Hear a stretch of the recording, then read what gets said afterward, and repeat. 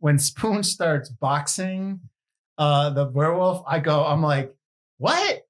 Because he's like, come on, and then and I'm like, really? You're gonna do really? I love that. Hang on. And I'm like, come on, and then he comes in, he starts punching him. I'm like, all right, this is fine. Okay, like, he's actually like connected. And I'm like, and then he kicks the tooth off, and I'm just like, all right, I like this.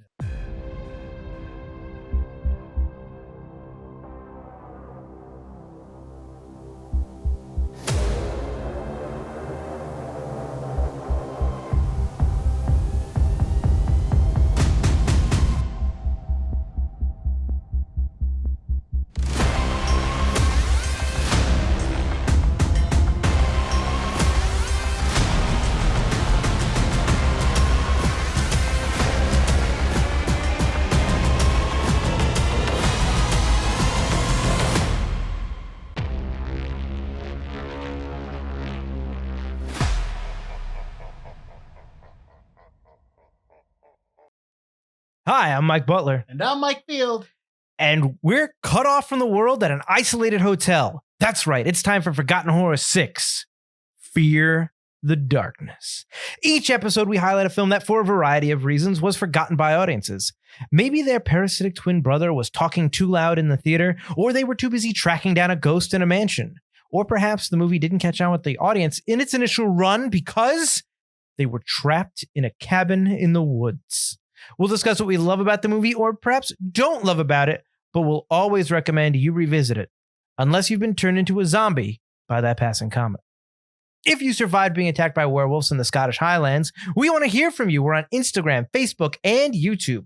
Like, share, and subscribe. Our podcast is available on all platforms for your listening displeasure. I gotta tell you, I was really impressed with your opening. A little struggle there for you. At the very beginning, I got caught up. You like forgot that. Almost like you forgot it was. I was about to just say the normal thing as I'm reading it and go, Knew it. Mike, what's going on? How you been? I've been better. You know, I really wanted to watch tonight's football match against Germany. UK and Germany, but instead I have to go down this crap exercise in the Scottish Highlands. It's cold, it's rainy, it's wet, it's dreary, and then it turns out my training exercise is actually me being hunted by werewolves because the special forces set me up, but they all got killed, and I'm stuck in a cabin owned by the werewolves, being helped by another werewolf who's actually going to end up just trying to eat me alive anyway. It's been a day. All right. That's right. We are doing Dog Soldiers, a film that I had never seen. Butler was really excited to do this with me, right? Because I was curious to see what you think of it. Yeah. Right. So why don't we get into it, and then we'll get into what we thought. And we were kind of talking a little bit beforehand. So we lost power, so we started talking about the movie anyway. Yeah, we were sitting in the dark for a while because I lost power at the house, but we came back and we are here. And Dog Soldiers are a runtime of 105 minutes. Rated R, production budget of $2 million. So now here's where this is going to go a little different. There is no release date in the United States. It did not come out in theaters. I do have a note that said it came out for a week at Ellie's Egyptian Theater. Yeah. But that was pretty much it. It premiered in the United States on the Sci-Fi Channel before it was Sci-Fi SYFY, the original Sci-Fi Channel, which I know we talked about this off topic. We talked about this a couple episodes ago about how they're not out anymore. They don't have movies and shows. Oh yeah, the Sci-Fi Channel used to be. It was on, and then I was watching stuff. I was like, all right. They still have some stuff, but they used to have that one. I think it always came out in December. The one thing that was like awesome, and it started with Steven Spielberg's Taken. Yeah, and then right. every year, then Battlestar Galactica was a miniseries. A lot of show like more. I see the Ark. I know that's the show that they have right now. Right. There's not I don't that. See a whole heck of a lot more. Yeah, that prestigious kind of stuff, or like that. Right. The Warehouse 13s or Eureka. Right, yeah. Yeah. So, anyways, this movie premiered on the Sci-Fi Channel back in 2002, right, Mike? Yeah, which is how I watched it. So we're gonna go two different ways here. Its DVD release date was Tuesday, November 5th, 2002. For everyone out there in the DVD world who get their DVDs and get their home movies, you all know that Tuesday is the big release day for DVDs. And for, back in the day it was for VHS, but now for Blu-rays and stuff like that. And CDs and everything. And now it's like all over the place. Tuesday's the day, November 5th, 2002. I'm going to give you some numbers from its opening when it was in England, just to kind of like give you an idea. Right. So it's domestic It's total in the UK was 2.9 million. International was 600,000. So its worldwide total is 3.5 million technically. Its opening weekend in the United Kingdom, it did $994,000. Okay. Production company was Kismet Entertainment Group, the Noel Gay Motion Picture Company, Victor Film Company, Carousel Picture Company, and it was distributed by Pathé, which is obviously overseas. So since I said it was November 5th, 2002 was the DVD release date, I'm going to give you DVD releases and the movie releases for that week. Okay. I got a little in depth here. All right, here we go. So let's go. You want to go DVD or which one would you like to go first? Well, let's start with theater and then we'll go DVD. So in the theater, so on November 1st, which is the Friday before that Tuesday, you had a wide release of the Santa Claus 2, I Spy, and Punch Drunk Love, and then you had a limited release of The Weight of Water. The 8th, which is the Friday after when this movie came out on DVD, you had a wide release of 8 Mile and a limited release of Far From Heaven. And then on the 15th, the week after, you had Harry Potter and the Chamber of Secrets and Half Past Dead in a wide release. Okay, so those are your feature films that came out when this film came out on DVD. Now, let's go back to the 29th of October, which is the Tuesday prior. You DVD release, you had Eight-Legged Freaks. There's a ton of DVD releases. I'm giving you the bigger ones. Right. Eight-Legged Freaks and The Sum of All Fears. On November 1st, which is weird. I don't know if this was a special edition. You had a Spider-Man. The first Spider-Man came out on DVD. So it might have been maybe it was a re-release or something like that. But it's 2002. So I think it's the actual release. They Yeah. probably just want to get it in November to be more like a holiday thing. So yeah, so that was on the 1st. On the 5th, when this film came out on DVD, you had the TV series Band of Brothers came out on DVD, The Dangerous Lives of Altar Boys, Pumpkin, Divine Secrets of the Ya-Ya Sisterhood, the Powerpuff Girls movie, Return to the Blue Lagoon, and Legion of the Dead. So all those movies came out on the same day this film came out on DVD. And the week after, the 12th of November, you had a DVD releases of Lord of the Rings, Fellowship of the Rings Extended Edition, the first season of South Park, Attack of the Clones, Star Wars Episode 2, Attack of the Clones came out, Joanna Man, and Reign of Fire. That's a lot. These Wow. all came out on DVD. So its DVD competition was fierce. Yeah. Obviously, before the holiday season. I mean, Attack of the Clones. I bought a lot of those DVDs. You're naming them. I'm like, oh, yeah, I got that one. Yeah, I got that one. Yeah, so those are Wow. good. Yeah. All right. This film was written and directed by Neil Marshall. He has done The Descent, the 2019 Hellboy, which I did not know, Mhm. the TV show Lost in Space, The Reckoning, Centurion. Since he's got a lot of credits, he's getting a lot of. He was also the editor on this film. He's done Doomsday and The Lair. All these movies, he has been the writer, director, editor. He's been involved in all aspects. Cinematographer was Sam McCurdy, who's done some episodes on the TV show Shogun. He's done The Devil's Double and Knights of Badassdom. Composer was Mark Thomas, who's done Twin Town and Agent Cody Banks 2, Destination London.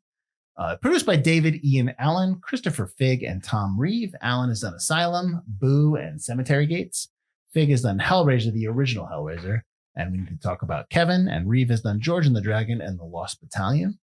There is a big cast in here, but a lot of the cast members are not actors or not. I guess that's not their initial first job. So they basically, as Butler said, they didn't have images on their IMDb. So I'm not going to give them any credits here. So I've got 4 actors that I guess you probably would recognize in other stuff. You got Sean Pertwee as Wells or the Sarge, right? They call him Sarge. They call him Sarge a lot. Yeah. Okay.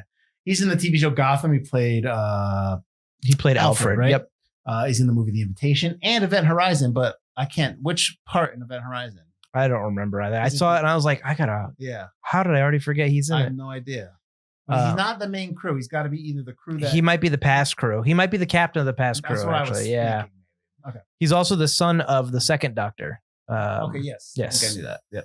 Kevin McKidd as Cooper from Trainspotting. He was a voice actor in Brave. He's in the TV show Grey's Anatomy, which I'm sure everyone knows is like 300 and some episodes. I know him from the TV show Rome. Yeah, that's why I was like, oh, that's the guy from Rome. Emma Cleesby as Megan from F, that's the movie, and Doomsday. Mhm. Liam Cunningham as Ryan from the TV show Game of Thrones. He might be familiar to you. He's a lot younger here. He's also in Clash of the Titans and more recently, The Last Voyage of the Demeter. Did you see that? I know I did. No, you saw it and you were like, yeah, it's very CGI. And I was like, yeah, it's very yeah. CGI. Yeah. Okay, so that's it. That's all for our facts. I kind of like the DVD release part. That was pretty fun. All right.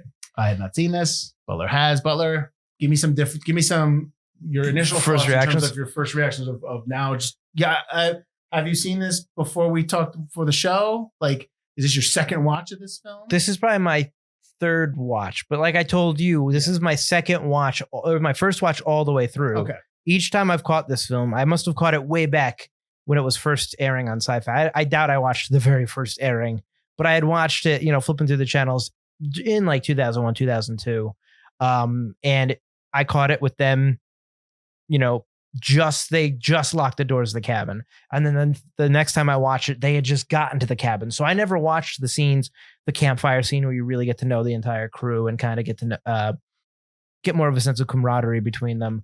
I didn't get any of the initial werewolf attack stuff or Cooper and Ryan's kind of past at the very beginning. So I never got that, but I always enjoyed the indie look of the film, that it was kind of an indie werewolf film, and yet the werewolves were kind of different. The werewolves are not shown very often, probably because they're not very good. But in quick cuts, they look kind of cool.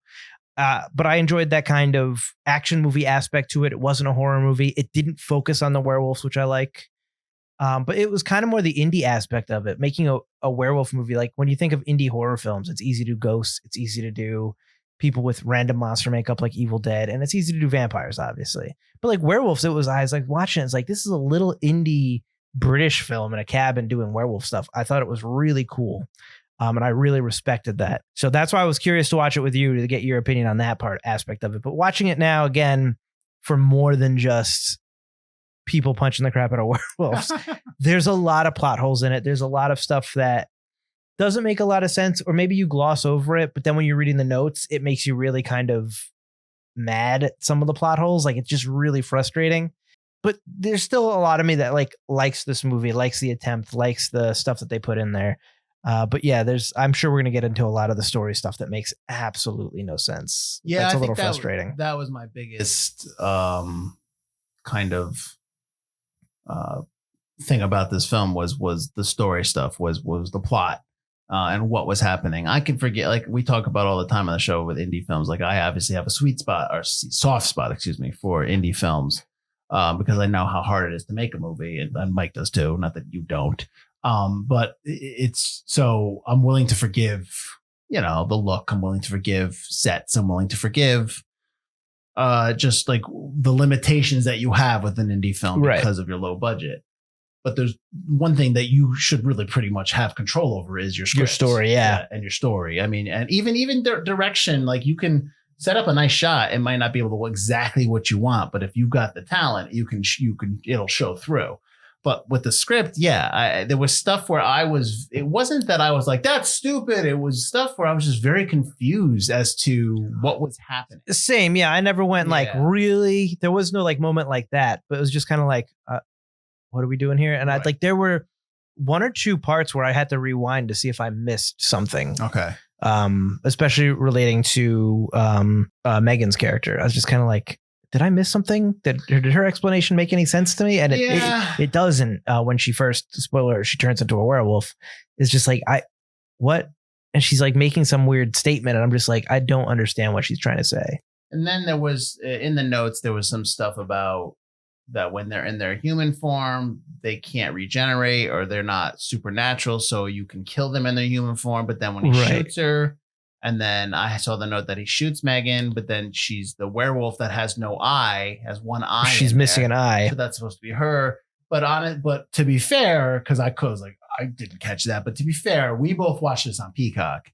And one of the notes in here is that they had a very tough time, like in indie films, like with the exception of like major films like Citizen Kane or something that's like iconic. They don't really save film. It's just kind of like once the movie comes out, they toss the film in the corner, and if it's not the right conditions, the film can get destroyed. Or they just destroy the film. Like, did you see the thing about Interstellar? Like, they destroyed the print for Interstellar. Supposedly, it was either Interstellar, one of Nolan's prints. They just destroyed the 70mm print or something. Wow, no, I didn't see that. I mean, I know that especially in England, they used to reuse film all the time. So the version that we watched is from one of the older prints. So it's a lot dark. It's darker, scratched. It looks like almost like 80s indie. Like, that's how old it looks. It looks like a college film reel camera was borrowed to make but this. The Blu-ray that's out there, and I don't even know if it's in 4K, but the Blu-ray restoration out there is from a better quality print. So it does. If you watch the trailer online, I was watching the trailer. Yeah, it looks good. I was like, that looks better than the movie I watched. So we kind of watched a crummy print. Yeah, it was tough to tell the werewolf with one eye. It was like, I cannot tell what's going on. Exactly. But again, it is what it is, but I can forgive that for an indie film. But like I said, the script stuff and the plot stuff, a lot of confusion on my end. And maybe we can kind of talk it through and figure out what's going on exactly. Well, give me your first impressions other than the story. Like, what were did you enjoy the indiness of it? Did you? Yeah, I mean, I knew that they were hiding you could definitely tell that they were hiding the werewolves because they weren't great. Like they I don't think they emoted enough. So they were just kind of like, quick cuts only. Right. I do let me think. When they dropped out, everything felt very fast in the beginning. Like everything just like when the soldiers. Oh yeah, let's get them to the cabin. Let's get this. Yeah, it felt very quick. Felt very rushed. They're all joking and they're all talking, and I had a hard time keeping track of what they were saying or like what they were talking about. Sometimes when the camaraderie. I know they were getting along and they were joking. They were laughing. Yeah, I had a hard time telling who was who. Yeah. That was another thing, just who's what, and I think that happens all the time when you have a bigger cast, though. Like when you have like 8 supporting characters. Like I knew Cooper and Wells, you got established their names really quick, but even like Spoon, who becomes like the main of the side guys, right? Like I knew one guy's name was Spoon, but I kept thinking it was one of 2 other guys. Yeah, I will say that when they're in the woods and they're in the forest and they're kind of. When they're first dropped down from the helicopter and they're running, and we got it, and they're going back and forth. Right. That handheld camera work was really choppy. It was fast, and I'm like, bro. My note was like, they really love their handheld camera work. And I mean, I get it. It's just you're running gun, and that's fine. But it was like really shaky, and to the point where it was with the dialogue going back and forth fast, and the camera work. I just started kind of getting like, okay, what's going on? I was trying to keep up. Right. So I thought that was, that's something that kind of was like, okay. Then the time jumps, the 2 hours earlier, the 4 weeks later, like that stuff. I'm just like, why are we doing that? Like, yeah. I mean, it makes sense when you sit down and you think about it, but when you're watching it and you're in the first, and you're like, okay, now this is later. All right. Okay. Why? All right. That kind of stuff. Yeah. The whole plot device where they're being tracked by the tracker. And then you've got Ryan, who's the Liam Cunningham's character, who's the bad guy, and he's tracking him. And then they're supposed to, he talks about later how I purposely had that break in the line so you'd go through it. And I'm thinking, what? Yeah. What break in the line? What are we talking about? Yeah. So there's a lot of stuff like that. Like it's just straight up confusion on my part. Cause it was a lot of, tell don't show kind of stuff, you know what I mean? Like, absolutely, yeah. It felt very much like how when and I know I'm jumping around, I'm sorry, but like when Megan tells them to, where they are, they're in the shed. That's where they're holed up. Yeah, getting them to burn their truck to get it in there so she could destroy their only means of escape because now she wants to be part of the werewolf. And then she's like, and as soon as it happens, I'm sorry, and I'm like, that's the part I had to rewind. Yeah, because I was like. Did I miss something? Did she reveal something beforehand? So there was a lot of stuff like that just was very, it wasn't, I was just not, like you said, like it wasn't like it sprung up upon you, but you were like, did I enter this mid, is there a scene that I missed? Yeah, mid sentence. Like and yeah. So it was just a lot of that. Like it looks like, the blood effects are nice. It looks, obviously for a low budget, but it still looks good. They're ripping them apart when they're throwing the heads and stuff like that. Like that, all that stuff works. Yeah. I when Spoon starts boxing the werewolf, I'm like, what? Because he's like, come on, and then and I'm like, really? You're gonna do really? I love that. Okay. And I'm like, come on, and then he comes in, he starts punching him. I'm like, all right, this is fine. Okay. Like, he's actually connected. And I'm like, and then he kicks the tooth off, and I'm just like, all right, I like this. So when she's like, come on, I'm just like, what? And then, but to be fair too, like that's never set up in the movie that he's a boxer. Like they use that he could beat the guy. That he has that ability. Sure. So like I don't know that. So like I'm like again. That should be somewhere in the beginning. Well, they're all soldiers, but yeah. But still, like they don't have like that. He's obviously a boxer. He's trained as a boxer. He's got moves. That should be in there. But yeah, no, I liked that scene. Well, Spoon's the one that they say like Oh, he likes this, doesn't he? And he's like Yeah. guarding the window, and he's like all into it. Yeah. I will say, like, when they have to escape the werewolves in the house, it's almost like the werewolves aren't dangerous so that they can get away. Like that. Oh, for sure. Stuff. They're super strong, and all of a sudden they can't push a door open, Yeah. and they're having trouble getting in. Yeah, And yeah. it's like, come on. They're so strong they can rip you apart in 2 seconds. But a guy with his well, at that point he's got the healing, but I was gonna say Pertwee's character has got the huge gut Well, he's in a slash, little. and he's in a closet, and they can't open. They can't. Just He's some- got one leg some on. Spray. Yeah. Just some spray. And it's like, come on. I mean, you can take you can get shot and be okay. You can't take a couple some burning. And they go from super fast to super slow when it comes to getting up the stairs to give them time to get into those separate rooms. Yeah. So I don't. I think we're of the same mind. I mean, I enjoy a lot of it. It's a fun quick watch. It's impressive for an indie film, but I think my biggest thing is just a lot of confusion on my part because of the script and the plot and the character of Megan and her choices and just like, what is she doing? Like I don't even understand her whole concept of I just don't want to be here anymore, but now I do want to be here. Her turn of deciding that, okay, I'm going to be here. Which in the notes is like, well, she thought they were coming to rescue her, but when it turns out they weren't, she was like, well, I better side with the winning side. It's like, right. Why are you siding with any? Like, you're already a werewolf. Who cares? Well, and that's the other thing. Just get out. If you read the notes, because they never see. This is what, and they don't know. Let's talk about the note stuff. Let's talk about that stuff. Everything that's on the screen, and when we're watching the movie, I shouldn't have to go to notes to find out plot points or. Oh, 100%. You know what I mean? Yep. So I shouldn't have to know that. I shouldn't have to find out in the notes that in this lore of werewolf in this movie, you don't have to change if you don't want to. You can fight it. And Neil Marshall said that in an interview, but you got to put that in there. Yes. You establish no werewolf rules, right? Other than Silver, which you established at the very beginning with the campers. Right. Well, you do, but you also know that going in because that's always a werewolf thing. But like, oh, I gave you this letter opener. Careful, it's Silver. Don't lose it. So it's like, all right, Silver kills him, but then it's just like, but it doesn't kill him, right? Because it weakens them, but it's never really established that they can change whenever they want. Isn't established, but yeah, also it kind of is because Megan does just change when she decides she wants to change, right? Right. But then why does Waltz change? Like, what is the impetus for him to change? Right. I mean, Ryan obviously changes because he's got to get out of there. At that point, they're about to kill him because they've had it with him. Right. Like, it just, there's so many werewolf rules that aren't quite established enough. Right. And I know that when Marshall talks in interviews, he talks about how the werewolves, he wanted to get away from the idea that it was terrible to be a werewolf. Like the change was awful. Oh, sure. Yeah. I like that note. Sure. That's great. Here's the note that I was just like, I think this is BS.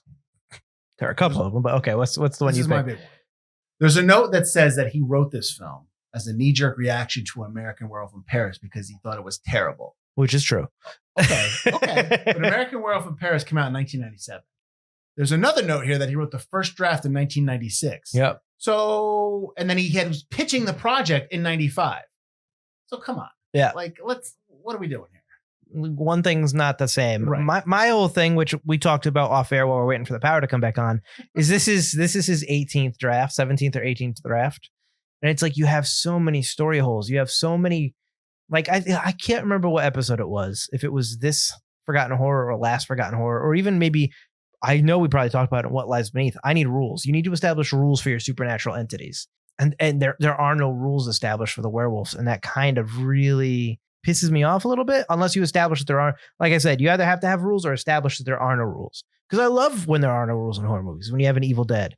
But you're having a creature. This isn't just like an entity. It's got to have rules.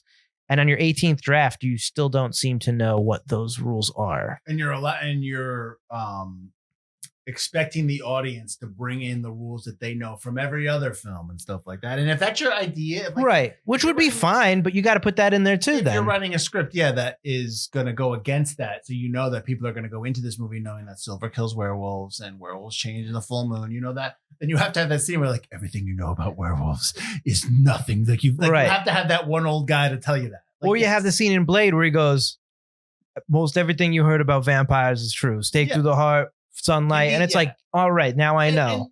And she's supposed to be the zoologist who knows all about werewolves, so like, let's go. And and it's admittedly an expo dump, but saying that it's an expo dump doesn't mean that you're not supposed to have it in the movie. That's what movies are supposed to have. And we say expo dump because we know it, and we know that is part of a script, part of a movie. Expo dump, we don't say it because it's stupid. We say it because like we recognize it. You can do a well done exo dump, but you need to explain stuff, even if it's little bits here and there, and it's like, all right, it's not a dump, but you've now established. You cannot assume that everybody that is watching your movie knows all the movies and all the stories and all the stuff that you know. You have to assume that the person that's sitting down in that auditorium or on their couch is coming in fresh, has no idea about the story you're about to tell them. You have to assume that. And then in this one, because you're changing the rules, you need to establish that too. Yeah, and if that's the thing too, if you're trying to go against that or the expectations, then you do have to kind of still put it in there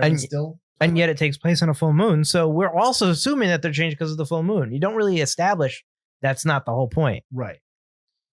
But the Megan character is all over the place. She really like bogs down the movie a little bit. Like, do you think so? I think so. I mean, I don't think she's there. She's not a love interest. I mean, she feels like she's just there to put a woman in the film and to have someone try to explain stuff, but she's unreliable. As a narrator because she's kind of working for the werewolves, but you don't really get enough sense of that.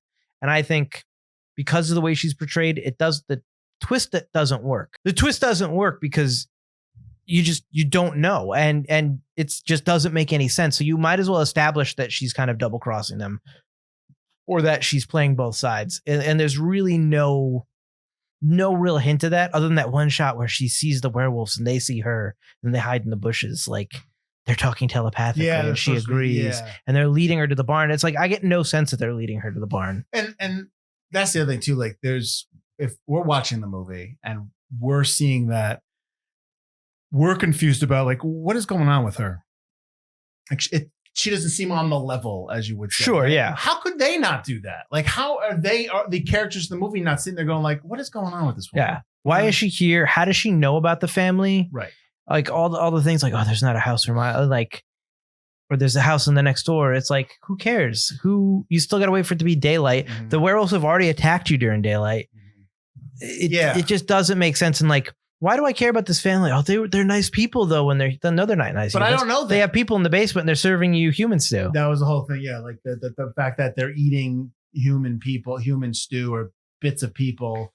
When they're human, which granted, watching it again, you do get these hints because she says don't eat it. And like, at that point, So I think a lot of these notes are coming from fans who have figured it out just watching it over and over. But a movie shouldn't take you 3 or 4. A movie like this especially shouldn't take you 3 or 4 watches to understand what's going on. You can't rely on fan theories to help you fill in the gaps and stuff. You have to that's the one. And I know you don't like Christopher Nolan, but that's no, I don't like Interstellar. Okay. And I don't like his interview. That's the one thing I do appreciate about a movie like Inception. Sure. Is that the whole big thing at the end of Inception was about his ring and like, is he in a dream? Like, and he answers it. He says, if you're paying attention, I answer that question. Right. Absolutely. Which I love because yes, I do appreciate films that maybe leave open-ended stuff, but like a movie like that, I'm like, I need to know. But Inception's not leaving plot holes. It's just making you wonder what's real and what's not. I understand that, but he answers the question. I get you. Yeah. Leave that question be like, well, it depends on what. No, he answers that question. But this is not like, well, it depends on what you believe Megan believes. It's like, no, Megan's either working for the werewolf or she doesn't, and you're not making it clear to the audience what's going on. Right. It's not like, is she a werewolf or not? I give you the answer later on in the film. It's like, no, you do. It's unclear what the hell's going on other than that. I mean, they get to the house, they get to the cabin, and you're right. It does slow down.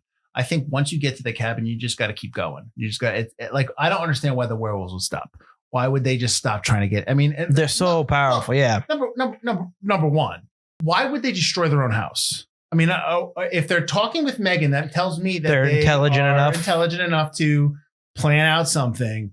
So why are they? But they're so rabid enough to destroy the place they live in for the rest of the 28 days of the year. Month.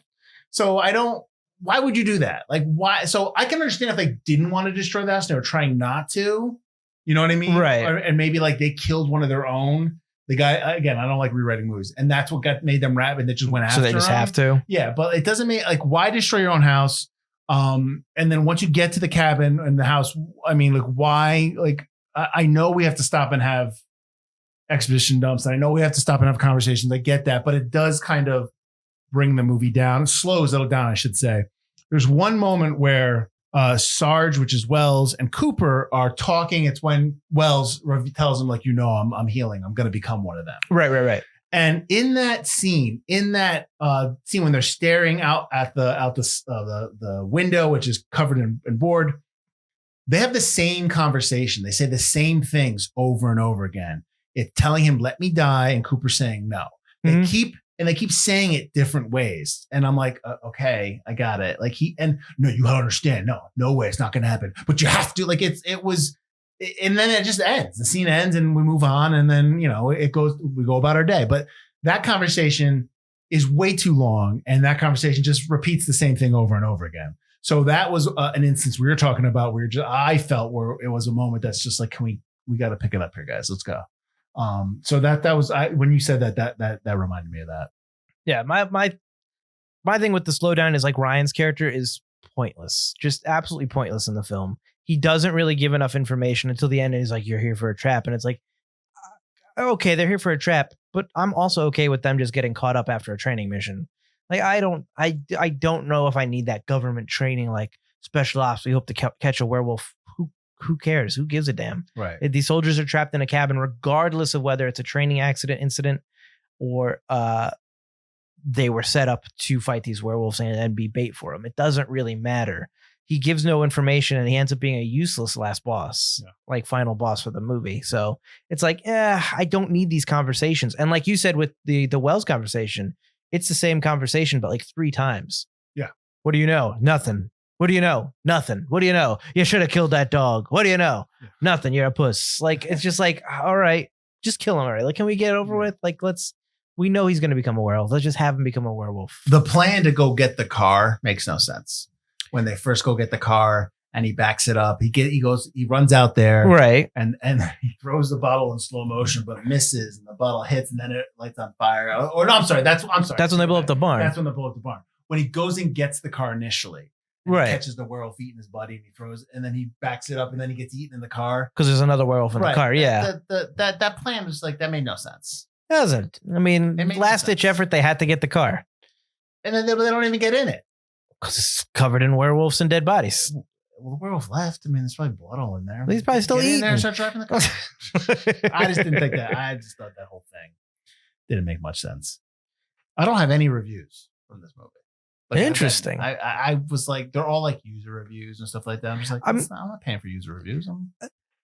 I think that there's stuff I like about this movie. Like, I think we're being really down on this movie. I don't think we're being very fair. I think but I was very positive in the first 10, 15 minutes of this podcast talking about what I enjoyed about it. But like, I got you. But that, like, there's the one thing I wanted to bring up, which is a note that I did like, which let me see if I can find it because it was long. So I left it in. That Simon Pegg was offered a role, but turned it down? No, I saw that was so dumb, but I get it. But like, Edgar writes, "Please don't do this movie. Just wait for my horror movie to come out." Yeah, I mean, it's kind of like, I know you owe Edgar Wright because he made Spaced, right? Edgar Wright. So he's responsible for his career. Yeah. But like, I could have had a movie deal, and you're telling me not to take a movie? Like, you better get this Shaun of the Dead thing going real quick, then, buddy. I think you made the right choice. Oh yeah, at the end. But I was just like, ooh, that's a tough ask. Hey, I could get cast in this movie. No, please don't. How about that note where Kevin McKidd the guy who played Cooper, cracks his rib in the first day of shooting, right? Oh, I saw that, yeah. I don't even know if this is true. Hides it from the director because he doesn't want to get replaced. But the pain is way too much, so he reveals it to him. So Marshall fires him and replaces him with Jason Statham, who then turned it down because he was doing Ghost of Mars. Great movie. And then they rehired McKidd after that. Now, again, I read another note that said that this was written for Statham, or he was going to do it. And then the kid came out. So who knows? I saw the same thing. Yep. How about the note about the sequel? Did you read the note about what the sequel is going to be? There were 2 different sequel ideas, but one of them wasn't all that done. It's just like there's going to be a different supernatural thing in each one. Well, then the other one was werewolves in the insane asylum. Right. So the one that I have, is that Cooper's locked up in the mental institution as part of the British government cover-up of the werewolves. But he discovers that a werewolf's already on the inside of the asylum, and it's supposed to be the camper from the first scene. Oh, that's right. That he actually survived. And he survives the encounter, but he's turned into a werewolf and turns numerous inmates and doctors and nurses into werewolves. And Cooper and the surviving inmates have to fend off this new pack. Now, I don't know if this is the one that's supposed to be called Dog Soldiers Fresh Meat, because I know that was supposed to be in 2004, and then it was supposed to be 2014. I like that. I like that title. and then there was like a TV show that they were going to do. I didn't read about that. Marshall doesn't really own the property. This is I saw that. Yeah, he got no choice. Which honestly, I'm really shocked they haven't gone back to this IP, this story, because you could go wherever. Oh, 100%. Especially Neil Marshall's a bigger name, especially in the producer space. Like I would suggest, like, if you want to do this, like you want to do that sequel, just reboot the original. Well, that's what he says. You'll see a reboot before you get sequels, I think you do need to. Reboot the original. You want to put it in, want to make it a movie, American film, put it in, whatever you want to do. Reboot the original, then do your sequel. But because I think this is a movie that we talk about, we enjoy, but I think you could really improve on this film, especially with. I mean, you're going to get a lot of digital blood effects now, but still, I mean, I think one of the notes I liked in the fact section was that they didn't want to use CGI a lot because they thought it was being overused way back in 2002. Well, yeah, overused and didn't look very good. Yeah. So I appreciate that note, and I think I'd like that to continue forward with this one. But I think this could be rebooted really well. 100%. I mean, animatronics and like bodysuit stuff, even though a lot of people use CG, all that's come a long way as well. Sure. And I think still, and especially in the horror space, there's a hunger for practicals.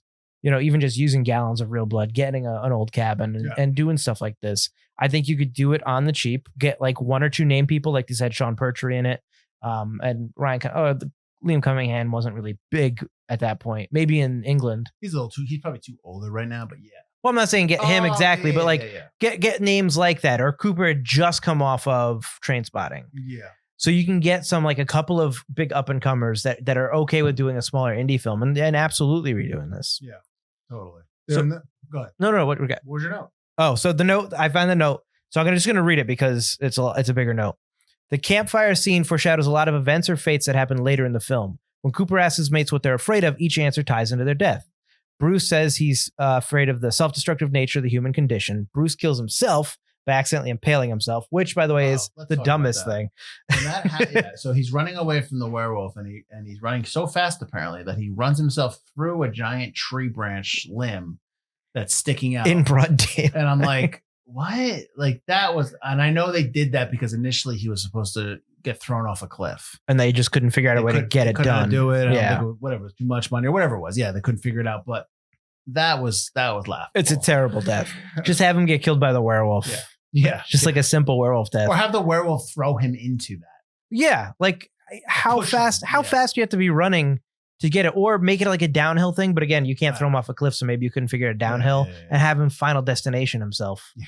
Like it made no sense. I actually rewound it to make sure. I was like, was he running downhill? Did he get pushed? And I go, nope. He just run right into a bush or a tree branch enough to impale. So anyway, so he kills himself by impaling himself. Spoon says he's afraid of castration. And even though his death scene, which was supposed to be way worse, you only see his guts getting eaten at the end.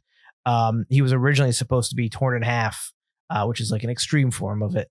Joe says penalty shootout, one-on-one showdown between a player and a goalie. And he dies after going into the backseat with the werewolf to mess him up, or F him up, I think he says, as he gets out. Terry jokingly says watching a penalty shootout with Joe. And he's the one who gets decapitated with his head on the car, having to watch it. And though Cooper doesn't die, he's afraid of spiders and women, and Megan's treachery in becoming a werewolf almost like screws him over. And Sarge is afraid of never seeing his wife again and getting blown up. And in the end, he blows himself up. Yeah, and never sees his he wife. Looks at the picture of his wife. Yep. Yeah. So I really thought that was clever. I was like, I like that kind of stuff. Gotcha. Like you watch it again and you're like, oh my God, that's how you die. Oh, and that's how you die. So I was like, that's pretty clever. That's something where you can put it in for people to watch a second time and get and be like, oh, that's cool, because that's not a plot hole. That's just foreshadowing, which is neat. Do you like all the movie references in this? I think There Is No Spoon is very forced. I was like, even in 2000, I'd be like, oh, come on. The alien stuff, pulse rifles, what do they call it? Like short bursts? Short control bursts only. I thought that was okay. That's such a weird one. Reference. I liked that reference, but if you're a soldier who's like supposed to be this tough soldier, I don't think you're a Star Trek nerd as well, but okay, sure. Okay. You're okay. Yeah, I liked it. I thought him being named Harry Wells or Harry G. Wells and giving him the timepiece and be like, I guess I'll have to keep track of time. I was like, all right. So, Mike, who would you recommend this to? People like indie horror films, people who are aspiring filmmakers. I think they'd get a kick out of it. Like if you like stuff like The Evil Dead, if you like, scrappy kind of movies, I feel like this is one of them. As long as you can forgive the plot holes, I think this is a decent werewolf movie, and it's done like Neil Marshall said. He was tired of it's so sad to be a werewolf. But I also enjoy that it's not about the werewolf. It's a movie that doesn't focus on the person who is the werewolf. It's the people being attacked by a werewolf, which you don't often get. You often get the sad or happy, oh man, I'm becoming a werewolf. Because I feel like it's one of two ways. You get a lot of the sad werewolf, but like it probably came a little bit after this. You also got the happy-go-lucky, I'm on top of the world, adrenaline rush, being a like adrenaline junkie werewolf people. And it's like, but also, what if people are just getting attacked by like the werewolves just being the nameless monster in the background is also really cool and different. So I really like that aspect. But I think if you like indie horror films, this is kind of cool. I mean, I know it was done for $2 million, so it's a little outside the range of what people can realistically do. But even Neil Marshall in one interview said you could do better than this film now for a lot cheaper because movies aren't expensive to make anymore, which is something that, Field and I bring up in almost every episode. You get, a camera and some can-do attitude. I mean, look at what can-do attitude. I mean, this movie's 2001, and I mean, the werewolves look kind of cool, but it's not doing anything really decidedly different than Evil Dead did in 1979. So I think that, as long as you have the gumption and a story and a bunch of people that are willing to help turn a vision into reality, I think you can really make something special. And I think this movie kind of shows it off. Plus, if you want to watch a guy box a werewolf, it's worth the price of admission. Yeah, I mean, it doesn't. It shows through that like you've got solid acting going on in the movie. We talked about the script a little bit, but still, you've got people that are in there doing are going hard, as they say. Yeah, even though they're not necessarily actors. And you've got probably and people behind the camera below the line they're going hard doing and it. When on the face of it, when you step back and look back, it's like, you're just doing a werewolf movie. It's very easy to if it's very easy to not give a shit. Excuse my language. When you're on the set of those type of films, because you're just like, we're just you might feel stupid because you're doing something that's like, we're just doing a stupid werewolf, a low budget horror movie. Yeah, and you may not think of it, but that'll show through on the movie. We would start talking about. That delivery's terrible, or why would you do this? Why is he running like that? Like we would start talking about characters in the movie, but I really don't have issues with any of the acting or any of what's on screen, with the exception of the script and plot stuff, which we discussed, because it's very evident that everyone that's behind the camera and in front of the camera is working hard at their job. So I think it's also important to understand that. No matter the movie you're making, or no matter, what story you're telling, you got to go, 2 feet in and go all out and really put yourself into it. And you'll come out with something this has a cult following now. Oh, absolutely. So, it's huge in England and UK. Exactly. So you're going to make something that people are really going to appreciate, and you may not think it, and they may not think it in terms of people watching it, but subconsciously they appreciate the effort that's put into it. What's on screen. You know what that reminds me of is in our Alien lead up episodes, check those out on Patreon. We had talked about the note of that one director before Ridley Scott got Alien, and they were interviewing. It's like, what do you think about doing? What do you think the facehugger is going to be like? He's like, I don't know. I guess we'll just throw some like slabs of meat in the guy's face and call it a day. And it's just like, yeah, you're not getting the job. Yeah. Like not showing that kind of care of like, oh, it's a low budget horror movie, I don't really give a shit, is going to show through, but also show through to future employment. Oh, totally. Yeah. Like you have to. This is how Neil Marshall got other films after Yes, this. And The Descent is awesome. Right. When you're working on a production, even if it's a terrible production, don't be the reason why it's terrible. Work hard and just have a great attitude, and producers will see that. People will see that. I've got a buddy in the business I talk about all the time, and if he's on something that's not going great, but he meets somebody that's really hard worker, he'll reach out. If there's a position opening up, like a gaffer or something like that, he'll reach out to that person and be like, you help me out here. Let me help you out. Like there are people. So yeah, 100%. I don't know. How did we get on this? Anyways, why is it forgotten? It didn't have a theatrical release. The Sci-Fi Channel. Well, I guess it's forgotten over here. Let's not forgotten say, over here. I Yeah. wouldn't say it's forgotten in England. I think they love it. I think it's a cult following. So I think anyone in England that's listening to this podcast, they already know it. This Yeah. has nothing to do with you guys. This has to do with America. Why is it forgotten over in America? Because it never had a theatrical release. I think that hurts. I think if it did, it would also probably have a bigger cult following. I mean, I know it's got a little bit of a cult following here. People usually put it on their amongst horror fans. yeah, yes. on their list of like favorite werewolf movies and stuff. Casual fans don't know. Yeah, I think that hurts out on the Sci-Fi Channel. I think that it probably doesn't repeat as much in the Sci-Fi Channel because, I mean, I don't have cable anymore. But last time I was checking out the Sci-Fi Channel, they just replayed the same older, like more popular movies over and over again, or their own originals. Do you have Shudder? Yeah. You don't ever see it on there?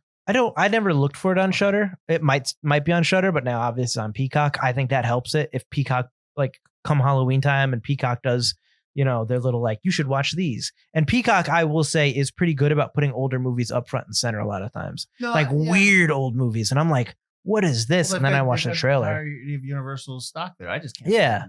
But it should just be called Universal Plus or Comcast Plus or something. I don't care. Just Peacock is dumb. Join the go.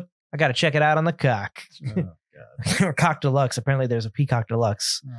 But I think they do a good job of curating movies. Like we always have like that end cap kind of thing. Like they always advertise really old, weird movies to me. I think that would help it spread, but I think it's tough unless you get a word of mouth thing nowadays. You're not going to see it on TV. Younger people now, or even people my age, we don't have cable. And we just don't. We cut the cord. Although cable's coming back in the form of streaming packages and overexpensive streaming stuff, you're just not flipping through the channel seeing something like this. Like that's how I caught this. Why are these people fighting werewolves? Oh my God, he's boxing a werewolf, and it was burned into the back of my brain. I think you need stuff like that. Stick and move. So yeah, I think that the indie nature of it, the fact that what's out there on streaming right now isn't the Blu-ray. It looks bad. It takes a cinephile to try to watch something that looks that bad quality right now. Yeah, I could see someone being turned off, a casual fan being turned off by the quality of the film if they're not a horror fan, or there's someone's like, watch Dog Soldiers. Like, Bill at work told me to watch Dog Soldiers. Let me put it on. And they're like, this looks crap. Yeah, I could definitely see that happening. I think that this is one of those films that it's definitely a horror fan. Like if you go to a Fangoria convention, they know this film. Oh yeah, somebody's got a Dog Soldiers t-shirt on or something. Yeah, casual, like, I like horror. And you're like, what about this? I've never heard of it. Like somebody who's a faux horror fan. We have talked about this before. And I watch horror films. I would not say that I am a rabid horror fan. Oh, same here. I see, but I think you're more than me. I think I'm slightly more than you, but not by much. I mean, I've probably seen. Because like I was working with, obviously we know like, British John Doolan and Ed Spencer from the theater. They're, I think, way bigger horror fans than us for sure. John is way bigger. Yeah. And then I was working with a guy who I did audiobooks for. Check out my audiobooks on Audible. He's a huge horror fan, and he's basically told, he's like, yeah, well, what are your horror films? And I was explaining some of the horror films I like. He's like, what are some films that aren't like mainstream? And I was saying something, because no, that's still pretty mainstream. And he's like, you ever watch this and this? And I'm like, no. And he does some stuff on his podcast. So like, those horror fans are going to go, like we talked about this last week about Terrifier. Did we talk about that? Yeah. Like I don't have no interest, and I just have no interest in watching that. I don't know why. I just don't. It's not my kind of horror. Well, so somebody who is a rabid horror fan that's not like me and you probably are like, I gotta watch that. I gotta check that out. Oh, sure.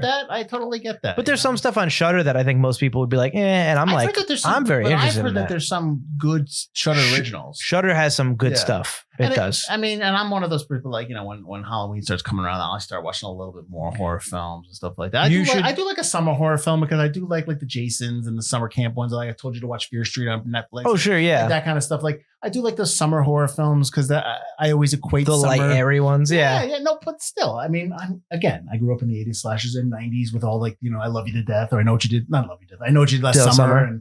And Scream and all that stuff. So yeah, and although I Love You to Death is good too. That's the time travel one, right? No, Love You to Death is the Kevin Kline one. Oh, that's right. What's the name of the time travel one? Oh, Happy Death Day. Yeah, Happy Death Day. So, hold up, no. See, now Happy Death Day 2 is more of a sci-fi than Happy Death. Well, I was talking about the original. I know the original is. It's the time. I haven't watched the second one. To watch Happy Death Day 2. Yeah, I do. I got spoiled. The ending got spoiled for me in the theater once, and I was like, you gotta watch those. Are they streaming? Well, that's a conversation problem. But yes, Shudder. If you're watching this, you want to reach out to us for like a collaboration at some point. Shudder, like there's a guy that's just like you think like Shudder. John Shudder. AI. But Shudder's got some really good stuff that you should like. If there's a free trial, or even you just pay for October, they've got some really interesting. And they have the Creep Show reboot, which is pretty good too. See, I don't know. Is it good?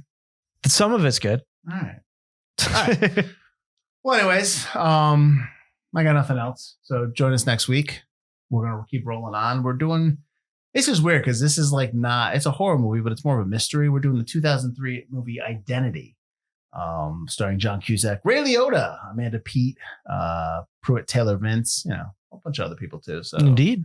I know I watched this film. Couldn't tell you. When it first came out, I watched it like 3 times on like HBO's or Cinemax or whatever. And when it we rented it, but I haven't seen it in probably, how old is it? Did you just say? 20 years. So yeah, I probably haven't watched it in 18 years. So I'm curious to see. I know the twist. I remember the twist, but I'm curious to see if it's good. I think I know what it is. But Ooh, don't tell me. interesting. Oh, please, once it happens, you're gonna be reading the notes before you do the movie anyway. And spoil it for yourself. I told you I wasn't doing that. I was trying to watch the movie first. All right, so that's next week. Yeah. Thanks for watching. Thanks for listening. I got nothing else for you. Mm-hmm. I'm Mike Field. I'm Mike Butler. And this has been Forgotten Cinema. No, wait. Forgotten Horrors. Keep it spooky, y'all. Ow! There you go. I added a howl. That was Butler, not me. He doesn't have the guts to howl. I don't. Yeah.